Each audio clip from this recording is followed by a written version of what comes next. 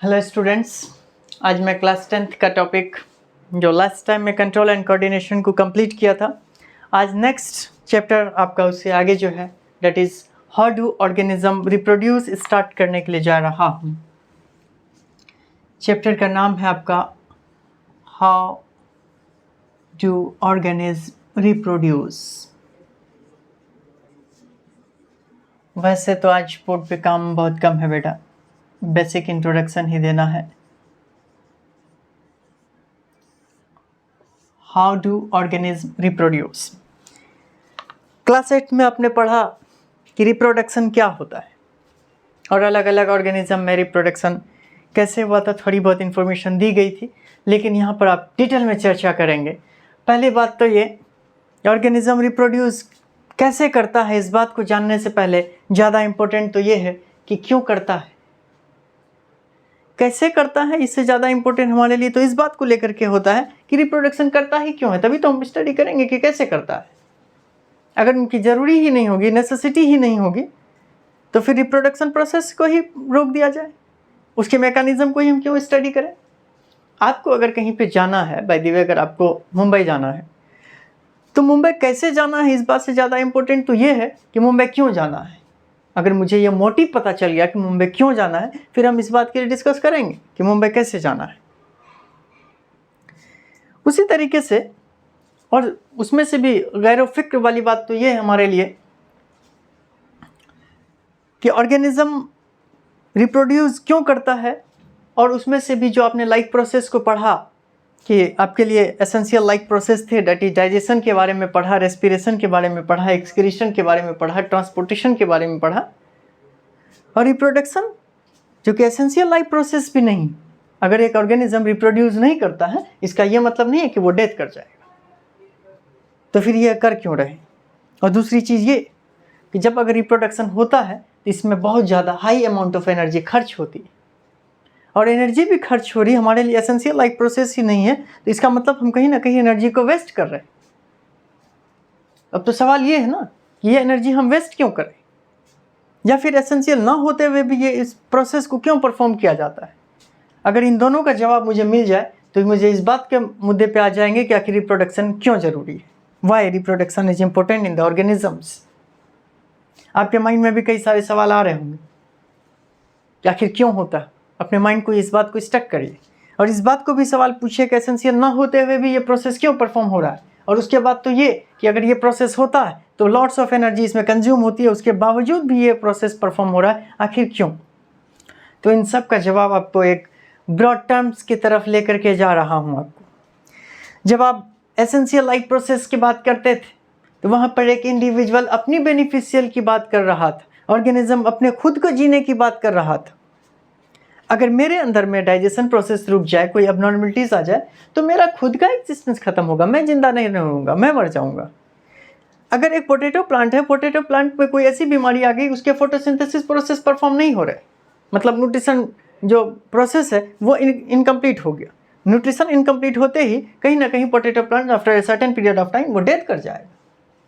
उसी तरीके से अगर कोई मैंगो प्लांट्स की अगर बात करें, एक पर्टिकुलर मैंगो प्लांट्स की अगर बात करें, अगर उस प्लांट्स में अगर उनके ट्रांसपोर्टेशन सिस्टम में अगर कोई एबनॉर्मलिटीज़ आ गई, या एक्सक्रीटरी सिस्टम में कोई एबनॉर्मलिटीज़ आ गई, कोई फंगल इन्फेक्शन हो गया, कोई बैक्टीरियल इन्फेक्शन हो गया, कोई मैकेनिकल इंजर हो गया, जिसके वजह से उनके ये प्रोसेस जो है वो इनकम्प्लीट हो रहा है, कहीं ना कहीं बाधाएं आ रही है उनके अंदर में, प्रॉब्लम्स आ रहा, हर्डल्स आ रहे हैं, उसके बाद क्या होगा कि वो मैंगो प्लांट्स, वो एक पर्टिकुलर मैंगो ट्री डेथ कर जाएगा, क्योंकि वो उसके लिए एसेंशियल लाइफ प्रोसेस था।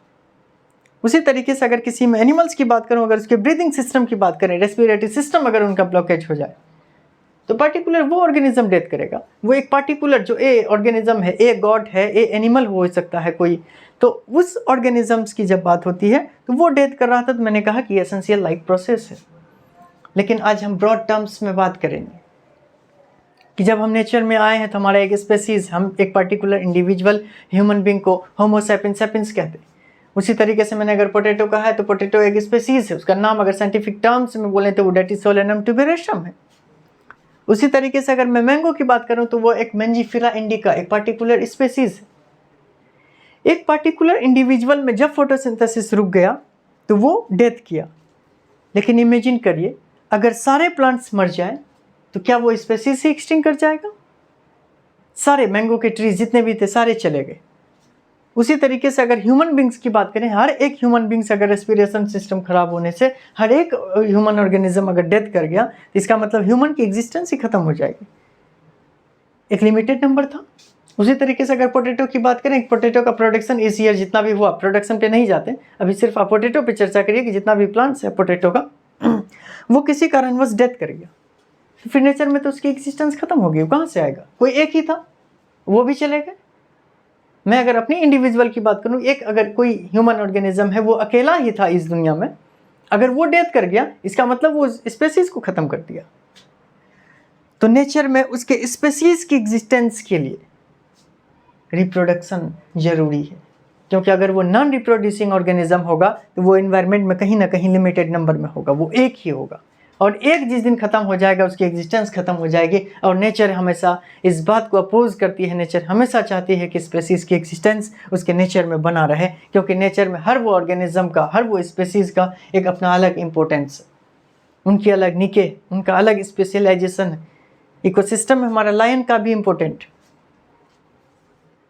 उसी तरीके से प्लांट्स की अपना अलग इम्पोर्टेंस, डिकम्पोजर्स का एक अलग इम्पोर्टेंस। पढ़ चुके हैं आप आवर इन्वायरमेंट में, क्लास 10th चैप्टर में आपने पढ़ा होगा कि हमारे नेचर में हर वो इकोसिस्टम, हर वो स्पेसीज़ के अपनी अलग वैल्यूज़ है, अलग इम्पोर्टेंस है। तो नेचर ये चाहती है कि इसकी एग्जिस्टेंस बरकरार रहे, इसकी स्पेसीज़ जो है वो कंटिन्यूअस कंसिस्टेंट चलता रहे। तो इसके लिए सबसे ज़्यादा ज़रूरी क्या है कि वो रिप्रोडक्शन होना है। और इसी वजह से एसेंशियल लाइफ प्रोसेस नहीं है, लेकिन essential for the existence of the species ये ज़रूरी है। इस वजह से रिप्रोडक्शन प्रोसेस को स्टडी करना ज़रूरी होता है। और अगर इस बात पे आ ही गए हैं कि रिप्रोडक्शन हम क्यों होता है इस ऑर्गेनिज्म में, तो अब हम इसकी डिटेल में डिस्कस करेंगे कि कैसे होता है। लेकिन वहाँ जाने से पहले थोड़ी और 2-3 डिस्कस कर लेते हैं। ये डिस्कशन क्या है?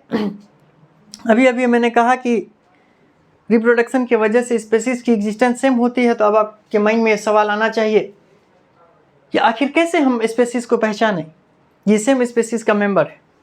मान के चलते हैं, एग्जांपल की बात करें, अगर होमो सेपियंस सेपियंस की जो कि ह्यूमन ऑर्गेनिज्म को डिनोट करता है, ह्यूमन ऑर्गेनिज्म का एक साइंटिफिक नेम है, एक मैंने कहा कि ये होमो सेपियंस सेपियन है। अगर मेरे तरह से कब कहेंगे? जब हमारे तरह कोई एक और इंसान सिमिलर स्ट्रक्चर दिखाता हो, उनकी मोर्फोलॉजी सेम दिखी हो, उनके नोज़, मेरे भी एक नाक, उसके भी एक नाक, मेरे 2 आँख, उसके भी 2 आँख, मेरे 2 कान जहाँ पे उनके भी 2 कान वहीं पे, मेरा हाथ जहाँ पे है वहीं पे उस ऑर्गेनिज्म का भी हाथ है। कहीं ना कहीं हमने मोर्फोलॉजिकल फीचर्स को देखा, सिमिलर था और बोल दिया सेम स्पेसीज का मेंबर है।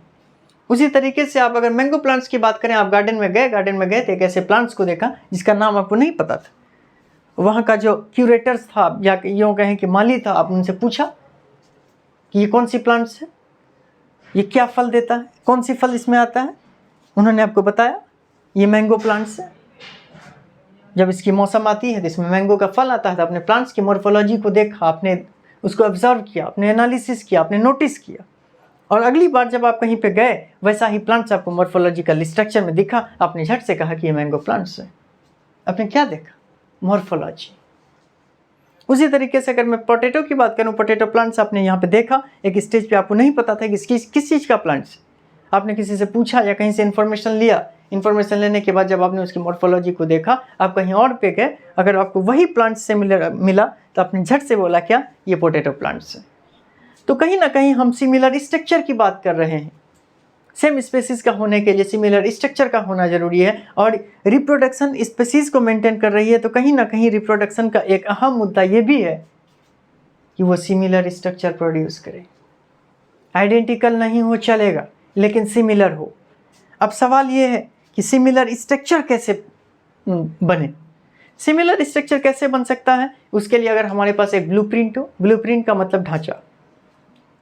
अगर आपके घर में आप के बॉडी में आप जो भी सॉप यूज़ करते हैं, सॉप का मतलब साबुन से है मेरा, जिस भी कंपनी का यूज़ करते हैं, कहीं ना कहीं उनका जो स्ट्रक्चर है, उनकी जो मॉर्फोलॉजी है, वो चाहे आप ए शॉप से खरीद करके लाएं, बी शॉप से खरीद कर लाएं, सी शॉप से खरीद करके लाएं, अगर वो उसी कंपनी की है, वही साबुन है, तो उसका स्ट्रक्चर सिमिलर होगा, तभी आप उसको कंसीडर करेंगे। अगर आप बाय द वे अगर पियर्स साबुन यूज कर रहे हैं, तो कहीं ना कहीं पियर्स कंपनी की साबुन, वही स्ट्रक्चर, उसी प्राइस की सेम शेप में दिखेगा, क्यों? क्योंकि कंपनी के पास उसका ब्लूप्रिंट्स है। जब वो लिक्विड फॉर्म को उस ब्लूप्रिंट्स में डालता है तो कंडेंस होने के बाद उसी शेप में मिलता है।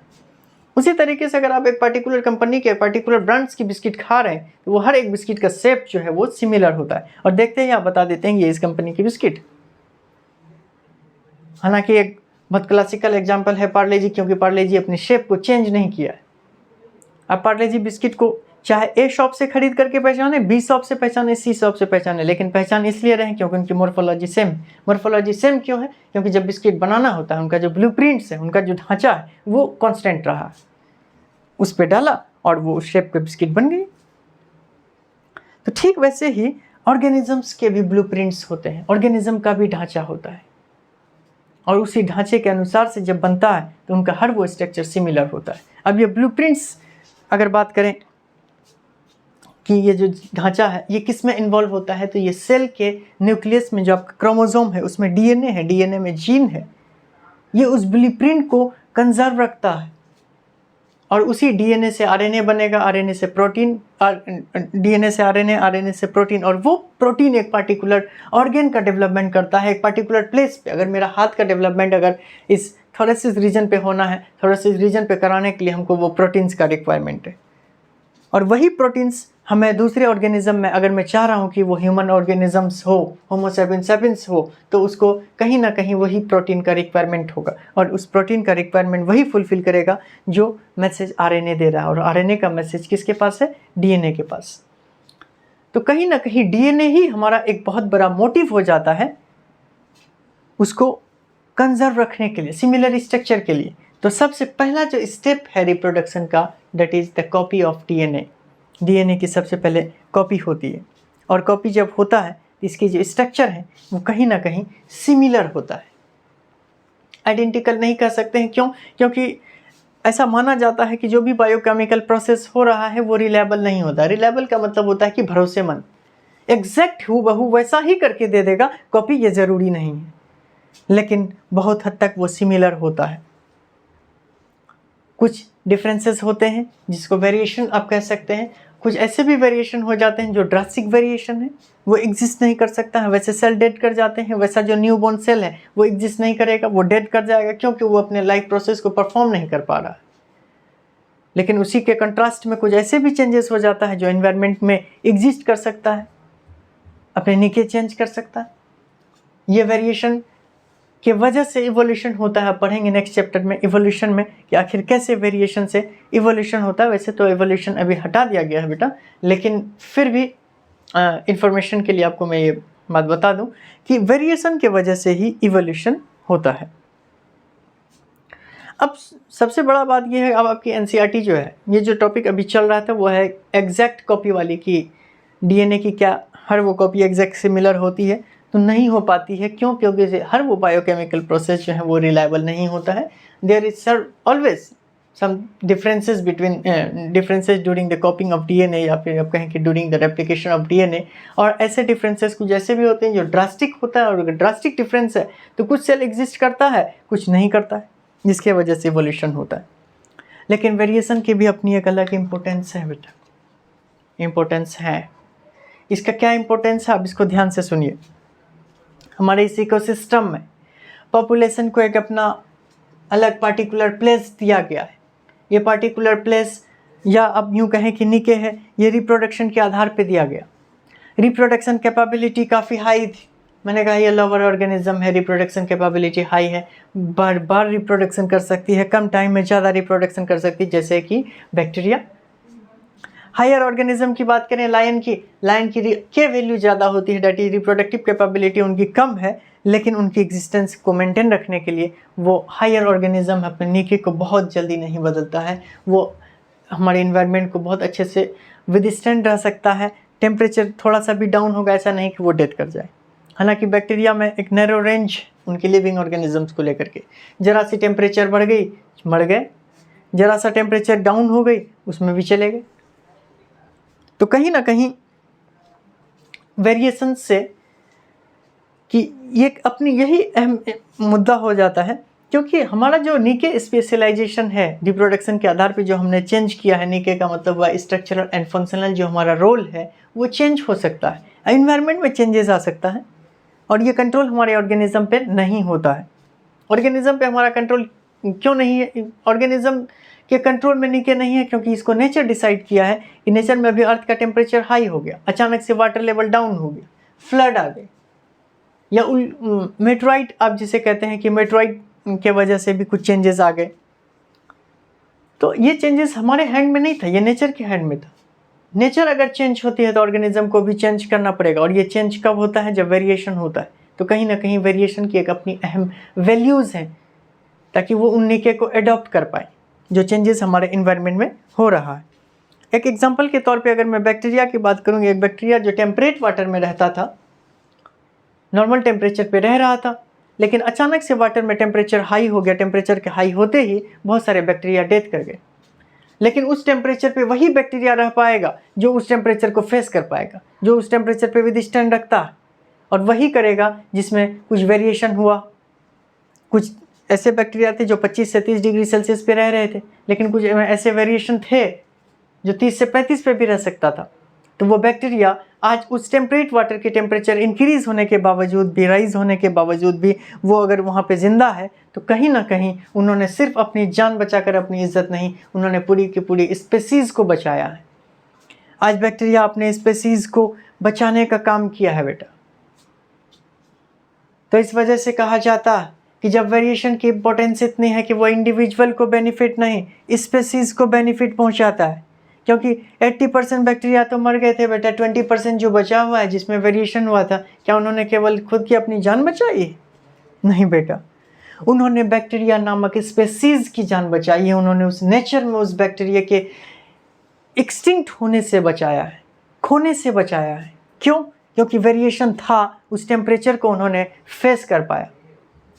इसका एग्जाम्पल आप कोरोना से भी रिलेट कर सकते हैं। इमेजिन करिए, कोरोना में अगर सारे ऑर्गेनिजम्स ऐसे होते हैं जिनकी इम्यून सिस्टम सबकी डाउन होती तो क्या होता? सब के सब होमो सैपियंस डेथ कर सकता था, लेकिन उसके बावजूद भी कुछ लोग विद स्टैंड हैं जैसे हम लोग। तो कहीं ना कहीं हम लोग अपने इम्यून सिस्टम को बूस्टअप था, कुछ वेरिएशन था जिसके वजह से वो बूस्टअप था, और वो वेरिएशन के वजह से हमने एक होमो सैपियंस की स्पेसीज़ को बचाने का काम किया है।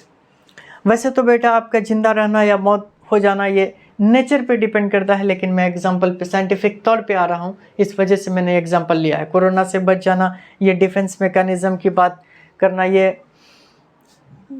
तो साइंटिफिक रीजन से है, लेकिन दरअसल वो नेचर का है। उन्होंने इम्यून सिस्टम को डिस्टर्ब किया था, इस वजह से आज हम लोग जिंदा हैं। तो ये वैल्यूज़ हैं वेरिएशन को लेकर के। अब आपने देखा कि रिप्रोडक्शन क्यों ज़रूरी है। रिप्रोडक्शन ज़रूरी है तो वो स्पेसीज़ को मेंटेन करता। अगर स्पेसीज़ को मेंटेन रख रहा था तो दो स्पेसीज़ को पहचानने के लिए कहीं ना कहीं सिमिलर स्ट्रक्चर का होना ज़रूरी था, और सिमिलर स्ट्रक्चर होने के लिए उसके लिए सिमिलर बॉडी डिज़ाइन होनी चाहिए। सिमिलर बॉडी डिज़ाइन के लिए ब्लूप्रिंट्स होना चाहिए, और ब्लूप्रिंट्स प्रेजेंट है डीएनए में। तो डीएनए के अपने कॉपी के बारे में पढ़ा, और इसी कॉपी के वजह से ही ये बात आई थी कि क्या आइडेंटिकल होगा या सिमिलर होगा। तो हम इस नतीजे पे पहुंचे कि सिमिलर होता है, कहीं ना कहीं कुछ डिफरेंसेस होते हैं, और उसी डिफरेंसेस को मैंने कहा था कि ये वेरिएशन है। वेरिएशन दो टाइप का था, एक सेल तो एग्जिस्ट किया नहीं, दूसरा जो किया है वो इवोल्यूशन लेकर के आया है। अब आप में से किसी के माइंड में ये सवाल आ रहा होगा कि वेरिएशन से इवोल्यूशन हो गया, हम तो बदल गए। लेकिन बदलने का भी अलग फ़ायदा है बेटा। इन्वायरमेंट में इसका अलग इम्पोर्टेंस है कि आप बदल रहे हैं, बदलना ज़रूरी है। परिवर्तन ही संसार का नियम होता है। इनकी क्या वैल्यूज़ हैं वो मैंने आपको बता दिया है, क्योंकि हर वो पॉपुलेशन अपने इस इकोसिस्टम में एक अपना अलग पार्टिकुलर स्पेस रखता है, पार्टिकुलर उनका एक ओहदा है, अपना एक अलग निके, और ये चीज़ डिसाइड किया गया उनके रिप्रोडक्शन कैपेबिलिटी के आधार पे। और निके कभी भी चेंज हो सकता है, ये ऑर्गेनिज्म के कंट्रोल में नहीं है, ये नेचर डिसाइड करता है। उसके लिए आपको मैंने एग्जांपल में दिया कि अचानक से ग्लोबल वार्मिंग के वजह से टेम्परेचर हाई हो गई थी वाटर की, अर्थ का टेम्परेचर हाई हो गया, मेट्रोइट के वजह से भी कुछ चेंजेस आ सकते हैं, वाटर लेवल राइज कर गया। ये सभी चेंजेस कहीं ना कहीं हमने डिसाइड नहीं किया था, ये नेचर ने डिसाइड किया। और ऑर्गेनिज्म अगर उसमें भी जिंदा रह रहा है, कहीं ना कहीं उसमें वेरिएशन हुआ था, इस वजह से जिंदा था। इसके एग्जांपल में मैंने आपको बैक्टीरिया को लेकर के दिया। अब अगली क्लास में हम डिस्कस करेंगे कि आखिर रिप्रोडक्शन के कौन कौन से मोड हैं, और अगर डिफरेंट मोड में किस किस तरीके से रिप्रोडक्शन होता है। That is about A sexual reproduction and sexual reproduction. आज के लिए इतना ही बेटा, आज इंट्रो था। आप page number first page how do organism reproduce, first page, and उसकी जस्ट पलटते ही जो सेकंड पेज है द इम्पोर्टेंस ऑफ वेरिएशन, आप वहाँ तक रीड करेंगे, आपको समझ आ जाएगा। मैंने कुछ लिखा नहीं है बेटा, वो बस इसलिए क्योंकि लिखने लायक था नहीं, इसमें सारी थ्योरी वाली बातें थी और लिखन लिखाई वाली बात हम अगले एपिसोड में करेंगे। आज के लिए इतना ही बेटा, काफ़ी है। Thank you.